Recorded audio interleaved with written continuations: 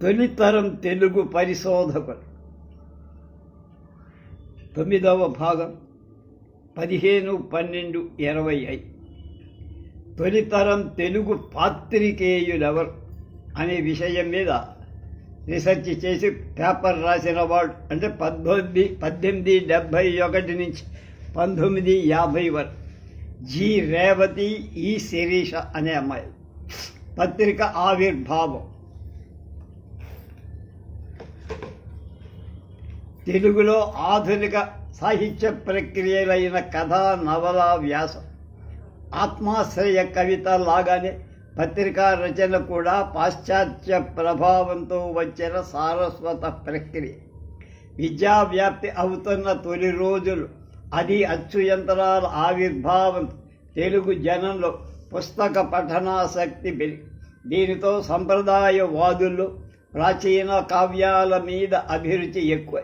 ఇక సామాన్యుల్లో కూడా చదువుకోవటానికి ఏదో ఒకటి కావాలన్న తపన ప్రారంభమే.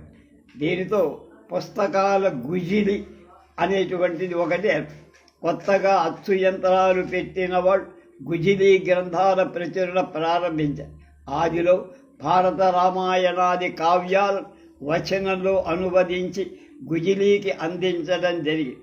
ఈ కొత్త ప్రక్రియల ఆవిర్భావం గుజిలీకి అవసరమై ఈ దశలో వచ్చిన కథలు చార్ దర్వీస్ లాంటి.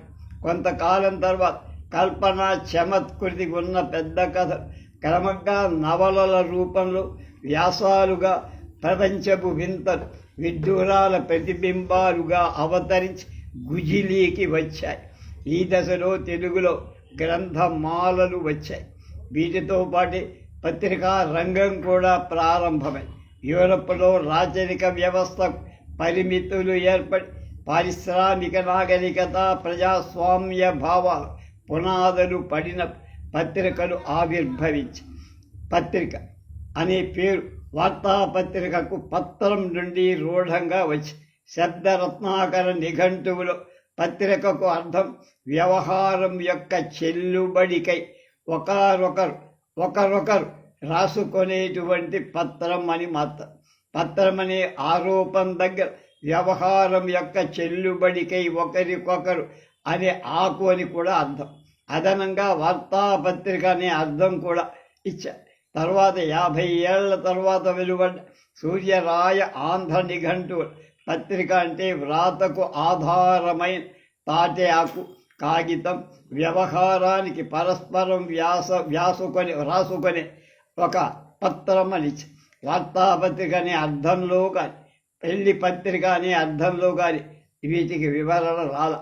లేఖ అనే అర్థంలో పత్రిక అనే పదం మొట్టమొదటిసారి ప్రభావతి ప్రద్యుమ్నంలో కనబడి ప్రభావతి పంపిన పత్రిక తీసుకొని శుచిముఖి ప్రద్యుమ్నుడికి చేర్చే సందర్భంలో ఉంది.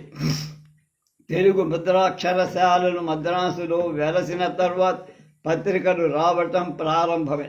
అప్పట్లో తాళపత్ర గ్రంథాల సేకరణ, ప్రచురణలు ఒక పెట్టున మొదలయ్యాయి.